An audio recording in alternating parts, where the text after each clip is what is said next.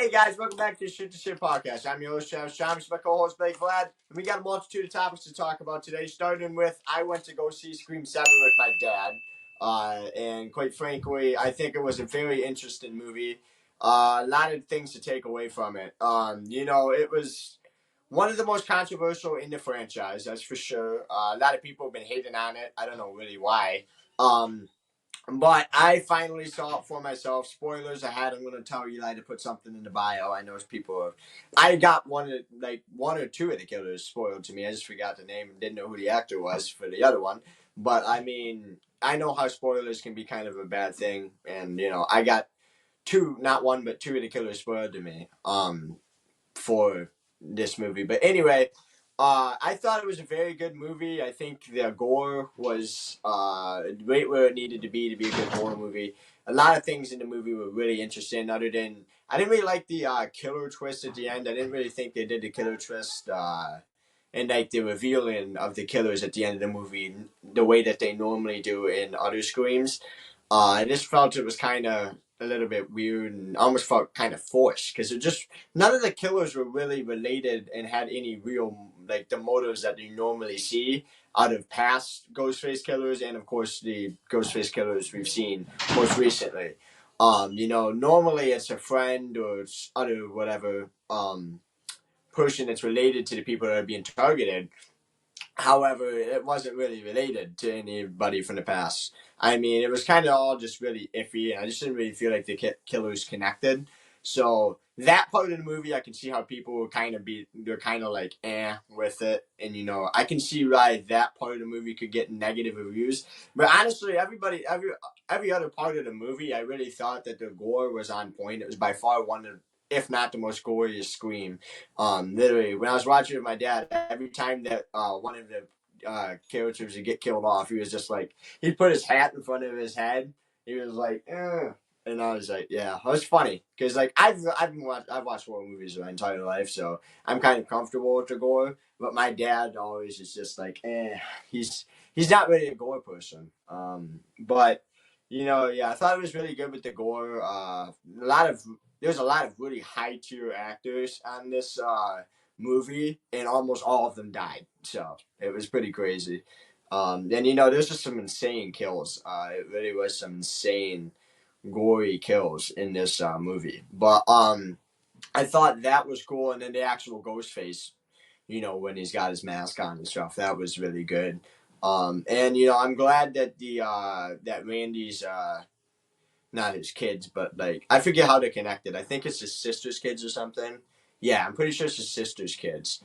They were in this movie. They were both in Scream 5 and Scream 6. I thought their characters were really good to return, and obviously Gail Weathers returned as well. And I just really thought it was a really cool dynamic between Sidney Prescott Evans now because she married Mark Evans or whatever his name is her husband. And she's with Tatum, her daughter now, and I really think it is really cool because like it kind of like shifts because Tatum's the same age as Sydney was when it happens in the original movie, so I thought that was kind of like a really cool thing, and like it kind of shifts where like Sydney is like all the stuff that she's experienced, she never really talked to her daughter about it. So it leaves her daughter open and vulnerable to these Ghostface attacks in the Scream 7 movie, which is really interesting because like it leaves Tatum vulnerable to these attacks, and so she's like not prepared to face off against Ghostface at all. But what's really cool is that Tatum ends up surviving and being that fine. Like she's a final girl's daughter, so you'd think that she'd probably survive the horror movie. But I mean, like, it was just a really cool shift between, like, Tatum's got to be that survivor now and find that survivor instance that Sydney's had to survive all these different Scream movies. I mean, it's just extremely. I really just love the dynamic shifts. I can't really put it into words, but it's just, like, really cool. Because it's like the passing on of trauma almost. Like, now you guys got the same trauma, and it's almost like a bonding thing. Which I know sounds really sick to say because it's like, serial killer stuff and like you get attacked and but like the shift between that dynamic is just really cool. And Blake, I know you haven't seen the movie. No, I have. I watched it this morning and I have thoughts. Okay. So I hated it. I thought the killers weren't related enough to the actual like main character. You know, I like the ones better when they were like closer to the original. I always like movies when they're closer to the original. It's not really its fault 'cause it's so far in the future. But also I didn't think the kill scenes were great. I thought like the gore was good. I like that there was more gore, but I don't think gore automatically makes the kill scenes better. And also the couple things that I do like though is you know um it being her daughter, Sydney's daughter, it makes the movie a lot better because it's kind of cool to see that the same thing happened to her daughter that happened to her. That's the best part about the movie. That's like the one saving grace that makes it like okay. Yeah, like I was saying, the passing on of trauma, which is like really cool with the whole dynamic thing. And honestly, though, I'm kind of a personal believer. Like the gore does make, honestly, in my personal opinion, I feel like the gore with horror movies makes it kind of like more realistic and scary, in my opinion. Yeah, I mean, I like the gore in horror movies, but like, I just don't think like the actual like scenes were that great. I mean, I think the gore made him like okay, but I think like the rest of the scene wasn't up to like the early Screams levels. Yeah, I mean, well, like I really thought that the whole movie was just like all the kill scenes are like cool new Yeah. ways that they were killing people that I haven't really seen in previous movies. Although I did feel like the mystery was kind of a little bit misguided because I actually, because you're like it makes you as an audience believe that Stu Macher is alive for the first 3/4 of the movie, and then it's just AI, and then they all come back. It's just weird. Like Roman Bridger returned, Billy's mother, Nancy Loomis. And then there's Dewey returns. And I think there's one more. I forget. I don't think. Yeah, it was just those three, I believe. There's Roman, Nancy, Stu, and then Dewey. But like they all end up being like the AI computer thing, which I guess was controlled by the killers or the killers. Um, so that was really interesting. That was a big twist. I honestly thought that Stu was alive for like 3/4 of the movie. My dad even whispered to me, "Is Stu Macher alive?" And I was like, "I'm pretty sure, Dad. Yeah." But like it just tricks you almost because I just kind of like I was like seriously disappointed when it was the freaking blonde chick. I knew it was gonna be the blonde chick because I saw the spoilers. But like I mean, if it was Stu, that would have been awesome. Yeah, I mean, I love movies that like twist your expectations, but I felt like for that twist, like I like when there's like at least a couple clues setting that up. I feel like they didn't do that as much. It was a good twist, but like I feel like they should have had some breadcrumbs that led to the payoff. Yeah.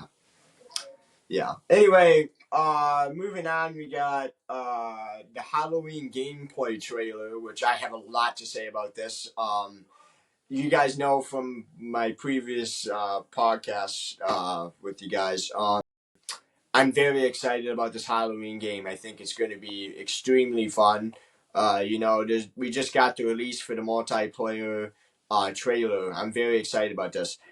So like all the new features were like we were talking about how Michael Myers can shapeshift and teleport and stuff in the game, and it's going to make it they kind of explain how he does that in the movies. And what I'm very excited for is that this is like because like it makes for the iconic jump scare scenes where like he can just shapeshift and then just come out of nowhere. But we learned a lot of new things in the gameplay trailer. Where, for example, Michael Myers he can't use the shape and abilities when he's got when there's light in the area. He can't shapeshift or teleport because everyone can see him, right? But he can only do it when it's dark, and then like he also can cut the power and do No, I all think it's kinds of better that things way. to like manipulate the area to make it dark so he can shapeshift and teleport and stuff, which is really cool. And then like the actual like stalking part, like you can go behind his mask or like the first person thing. I'm very excited about that. That's really cool because like you're gonna be able to recreate iconic moments like the thing that started it all when he was 6 years old and he went in his house and killed his sister. that whole scene is shot from him behind his mask, which is really cool because you're gonna be able to do like a first person point of view. And then they also have that in other parts of the movie, but I'm very excited about the first person point of view. And then obviously you can play in third person as well, which is gonna be very exciting. Just really, I don't see anybody really playing as the survivors, but there's like a lot of really cool survivors as well that you can do, where like you'll be able to select different characters and be able to. It's all gonna be random too. Every game's not gonna be the same. You find different objects and different things that manipulate the environment. I'm very excited about I'm honestly probably only gonna play as Michael Myers. I don't really see myself playing the survivors. Maybe a little bit, but like I want to be the hunter, not the hunted. Yeah, that's why I really like the single player mode stuff, because of like playing as Michael Myers, and it looks really cool. Like I watched the trailer and I was like blown away by it. Seems like a great game. The only thing is, I'm kind of mad that in multiplayer mode, nobody gets to be Michael Myers. Everybody has to be one of those 4 survivors. At least that's what I saw. You have to be one of the 4 survivors against Michael Myers in the multiplayer mode, which kind of sucks. It'd be cool being Michael Myers and then have to go like hunt down the other people you're playing with. That would make it cool. Yeah. And it might be that the multiplayer should be local, I think. So, like, if we play multiplayer, for example, like with me, you, Brandon, or whatever, we could put it on a TV and play it. We'd all have to pick the survivors. That would be the way it would go, right? Yeah, I think that's how it works. I don't know for sure. I didn't go too in depth with it, but that seems like how it would work. I don't really know until I get the game right, but yeah, that's sounds like it. But like honestly, if I play multiplayer, it's going to be when you guys are over. Because like honestly, I don't really see myself playing multiplayer just for shits and giggles, Oh, who it's made by? But I play as Michael Myers. Do you know who it's made by? Anyway, Spider-Man brand new day trailer. I don't really got that much to say about this other than I'm disappointed that Sadie Sink wasn't in the trailer. Like, Sadie Sink was the person in the hood that they didn't want to reveal. They didn't want to reveal her face because she's gonna be important in the movie. they don't want to know. They don't want everyone else to know who her character is, but I want her in there because she's the main character. Okay. But she's not gonna be the main character, Travis. You're gonna be sorely disappointed. She's the baddest girl in the movie, though. I mean, come on, she's way better than Zendaya. JC's crying, Yo, and I'm assuming that's because of what you said. Because Zendaya is obviously better. I think that's what JC's upset about. Zendaya's better. Yeah, I'm disappointed. Like, I'm disappointed in that take, but I'm sorry. I'm just speaking the truth. I don't think that take right. I say the Sink blows her out by a long shot. I'm sorry. You can't get mad at somebody for speaking the truth. She's a better actress too. Her characters are better. Travis, I'm telling you, it'll all come out on Judgment Day. Stranger Things. I'm just saying. Not just as people. But it's back to the topic. Okay, we'll get back to what was your take on the trailer? What was your take on the trailer? I kind of got us distracted there with this 86 stuff. Oh yeah, I liked it. They showed Bruce Banner, obviously, which is cool that the Hulk will be in it, and they showed the Punisher. So it's cool to see another Marvel heroes there. Kind of sucks that Spider-Man doesn't get his own movie without other heroes in it, but cool to see him interact. So I like it. It looks pretty good. I mean, we won't know until the movie comes out, but it looks pretty good. Yeah, and I haven't really watched the Tom Holland movies, but didn't Zendaya's like MJ character get like her mind wiped so she doesn't remember him or whatever? Yeah, well the whole universe, everybody in the universe, they all lost their memories of Peter Parker. They don't know who Peter Parker is. It's like he never existed. Wow. Damn, that's sad, bro. But like Zendaya's just like now he's got some other dude just stealing his girl in the trailer. Like, I mean, you gotta feel for the guy. Yeah. Yeah. I mean, like that would suck, bro. Like your girlfriend just doesn't remember you. Like, that'd be crazy. Yeah, I think that's gonna be like. I think we can all agree with that. I think that's gonna be a lot of the movie, him like having to come to terms with that and stuff. I think that's gonna be probably like one of the major threads throughout the movie. Yeah, he doesn't need the girls distracting him to Mog anyways. He's Spider-Man. I just gotta go out that's there. Gonna be the main message of the movie. Travis, I hate to say it. I just doubt it. Gotta be locked in. Okay. Don't think that's gonna be the main message though. Now I'm just saying here, all right. I really I think Sadie Sink's character is gonna be Spider-Man's new girlfriend. I'm assuming or something, or like because there's no Gwen in this universe, right? Although I don't know how I feel about making a redhead Gwen. I don't know if we can do that. She's not gonna be Gwen. She's gonna be an X-Men. She's definitely gonna be a character named Jean Grey who has the ability to like control minds. That's gonna be who she is. I don't entirely understand anything that you just said, but I don't watch superhero movies that much. I just know that Okay, you're just gonna have going to be in this to talk movie me so on it, much. Travis. I promise I'm right. D-Money, I'm right? Yeah. Probably. I'm right? Okay. Yeah. But anyway, so moving on to NFL draft talk, Blake. We're all pretty, I think, and the whole world knows that Fernando Mendoza is going to be the number one overall pick. Yeah. I mean, if the Raiders didn't take him, at that point they should probably just get rid of their whole franchise. They might as well just go under and sell the team. Just everybody on the team should just. Who else could they take? They got Jeremiah Love on the board. Do the Raiders need a running back? Well, they have Ashton Genty, and also nobody takes a running back number one overall unless you want to lose your job. Their other option would be like Caleb Downs or like Arvell Reese, probably. Yeah. They got Jeremiah Love going number 2, though. I don't know if I agree with that. He's a good ass back. Don't get me wrong. That's ridiculous. Like, I mean, there's like a 50% chance a running back's done for in 5 years. You just spent a number 2 overall pick on a player who's good for 5 years. Jeremiah Love's gonna be a good back. There's no doubt about that. I mean, he was elite at Notre Dame, but I mean, I don't know if he's worthy of like. I think he's definitely a first rounder. There's no doubt about that. But like all the mocks I've seen to have him going number 2. Yeah, I mean, that seems way too high. I'm just saying that seems way too high. If I had the number 2 overall pick, I'd take probably Caleb Downs. Honestly, if I had the number 2 overall pick, I mean he's a Buckeye, which isn't great, but he's really good. Yeah. And like, there's a lot of really good defenders coming out of Ohio State. My dad was watching the combine the other day, and I was watching it. Where Lorenzo Styles ran a 4.39 40-yard dash is what I saw. That's insane. Yeah, that is crazy. Yeah, Ohio State's defense was loaded. I mean, they were crazy good last year. It makes sense that they have so many NFL guys. Yeah, and then they got Sonny Styles. I mean, that entire Ohio State unit is just all those players are just so elite and polished. Sonny Styles was there for about 25 years. I feel like in like 2022 when Donovan Edwards broke his. I think 2022 Donovan Edwards broke 1 run. Yeah, 1 or 2. Yeah, that was the year he broke 2. I remember like the first one he broke. I swear Sonny Styles fell down and his face mask went right into the mud. So he's been there for like 4 or 5 years. For sure. But yeah, there's a lot of really good defenders, and then I forget that guy's name for Penn State. Penn State's got another big defensive end that's not Abdul Carter. I forget his name. He might have had 2 names. Didn't he have like a hyphen? I don't remember it, but I think there's a hyphen. Maybe 2 last names. That sounds familiar.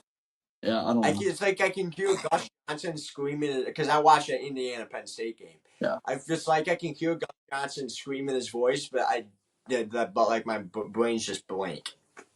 Yeah, I can't think of it off the top of my head. Yeah, but he's an absolute beast, though. I think he's gonna go. He should go in the first and late first round. I think probably.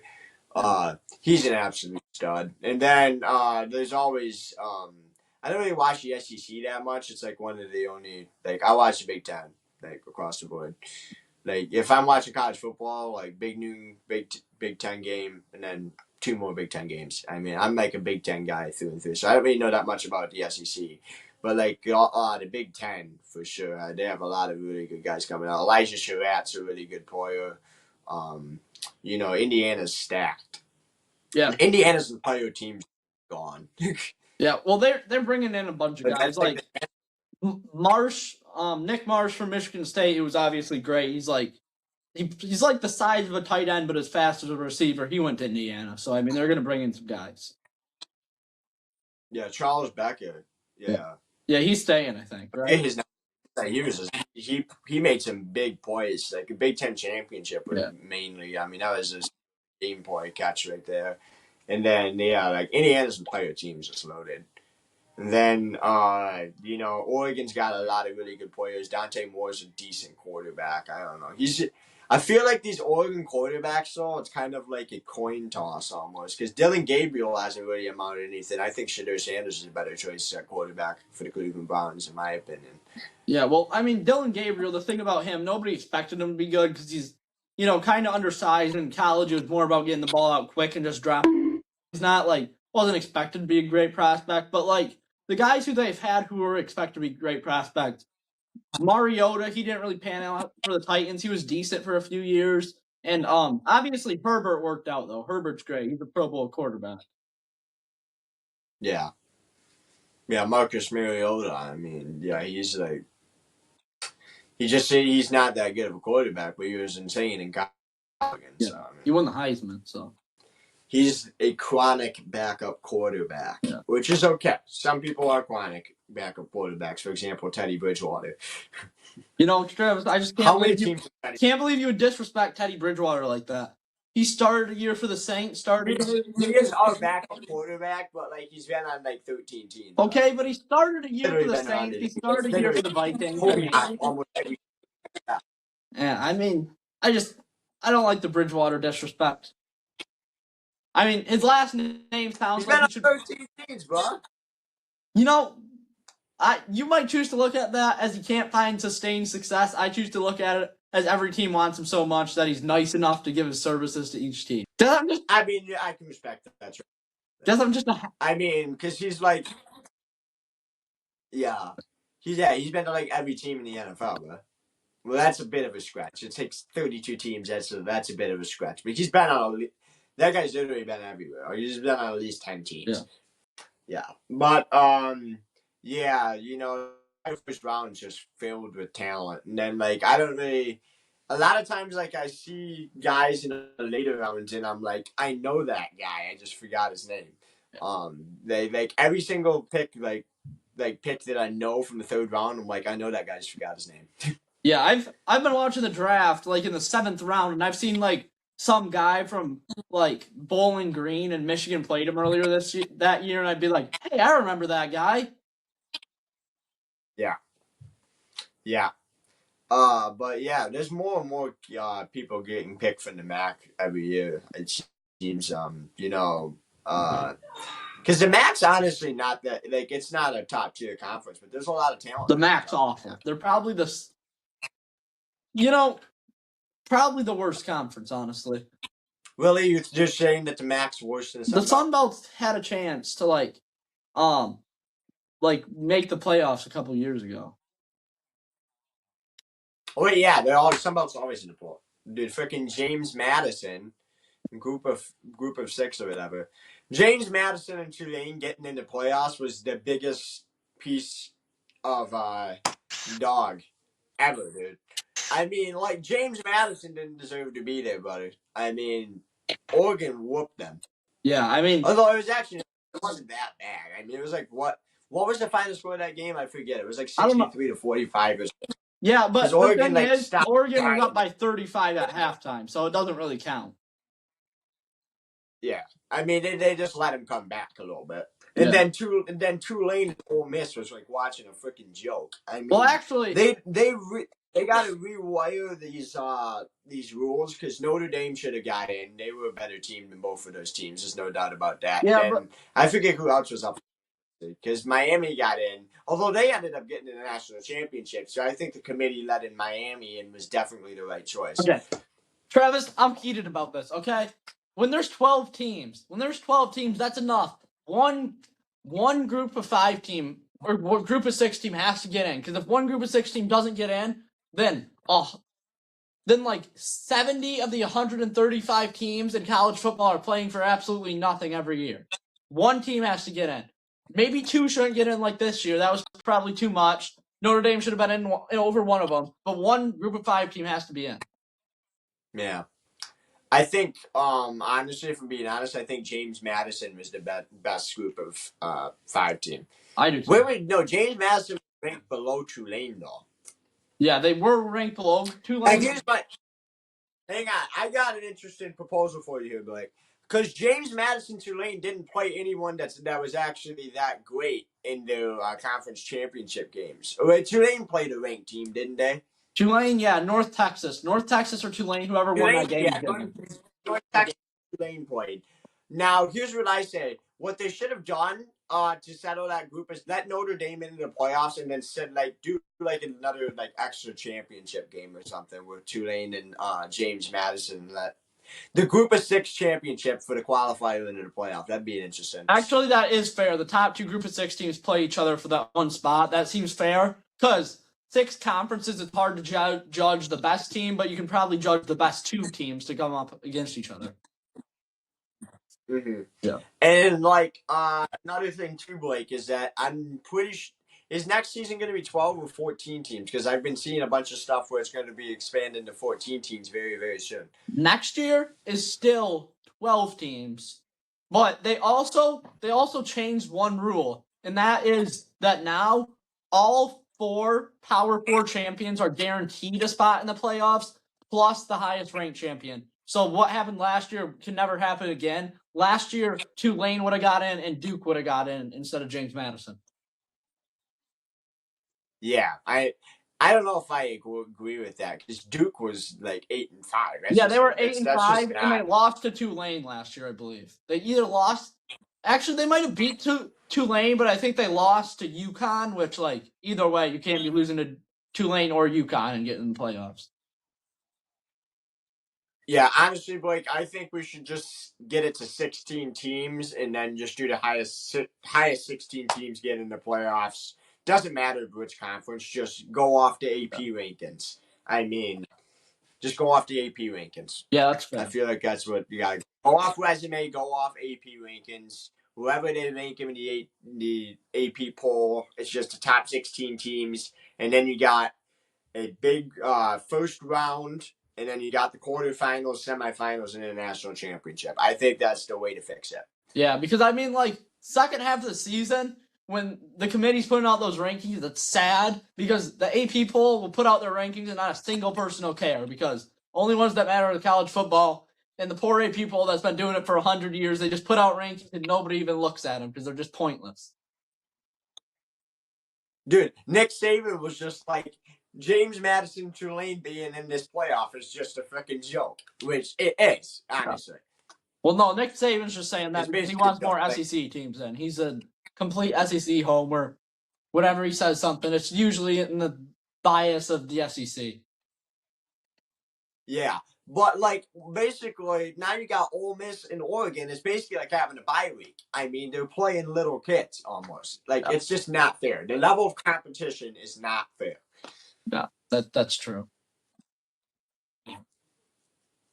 Yeah, but moving on to what I have. I think this is pretty impressive, Blake, honestly. I finished the entirety of Ginny in Georgia, all 3 seasons in 2 days. And I think that's pretty impressive. I really just locked in and I watched all 3 seasons of the show. And it's a very good show. I highly recommend that you watch it. And I'm very hyped for season 4, honestly. I think Ginny in Georgia was an incredible show. Georgia is a kind of a psycho, but at the same time, she's like a really heartwarming mother. I don't know. It's just really. I don't know if Georgia's evil, from being honest. Yes, she killed 3 people. Yes, she's a serial killer. But is Georgia evil?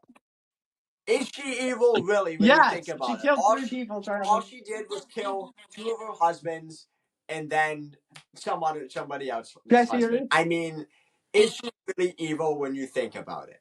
Yes, she's a serial killer, but she's also a loving mother. Travis, I heard you the other day saying this about the guy from You. I heard you going is he really evil? The guy from You, I forgot his name. It's Joe Goldberg. I heard you the other day say, is Joe Goldberg really evil? Look, if you want to say that about Dexter, that's one thing. But when we're getting to Joe Goldberg, somebody who killed 2 of her husbands just because, at some point we gotta be we can't be saying that. Well, she poisoned them because she thought it was the only way to get out of the situation, okay? What about divorce? True. Although she was really young and scared, and like I don't say if she would have filed for divorce there, in her especially the first person she killed because she was like really young. She's like 17 or 18 or something. I don't even remember. She was like really young though. She just had Ginny. Like cause she's going through a lot, and she didn't even mean to kill the guy. She poisoned him too much. She put She too much accidentally poison poisoned him too much, accidentally. Travis. What? She accidentally poisoned him too much. Is that what you're Yeah, saying? she accidentally poisoned him too much. And honestly, and she's honest about it too. Like before she gets involved with Joe, which is totally unrelated to Joe Goldberg. Obviously, he's the guy that owns the cafe in town, Blue Farm. But before she gets involved with Joe, she's like, "I've killed people. I killed my last husband, and I killed Tom Fuller." And the guy Joe's just like, "Holy shit!" But I mean, she seems fine with it. And honestly, she got all of the murder trial. She had her son who saw. So her son saw her kill Tom Fuller, right? And Ginny manipulated Austin into saying that his dad, which is abusive towards Georgia, but no, he did not deserve to go to prison. There's no doubt about that, and he loved his son. But Austin sent his dad to jail for the murder of Tom Fuller, even though his mother did it. This entire show is just wild. But I love how Jenny's just like you can kind of see her being kind of evil, but to protect her family, and I just love it. Especially her smile at the end of the courtroom. It's just so tough. Like I can't even. It's just such a great. Everything about the show is just really good. Although, and every character in the show is like depressed and suicidal. I don't know why. They kind of really brought that whole dynamic home.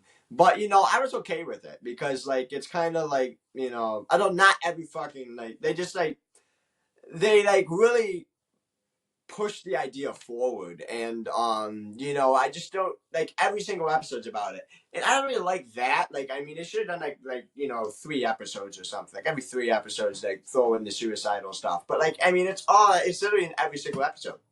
It's like four of the characters. It's crazy. Yeah. I can't add much because haven't watched the show. Not really planning on watching the show, not gonna lie. I mean, I don't know. Maybe I will. I don't know. It seems It's like, right up your alley.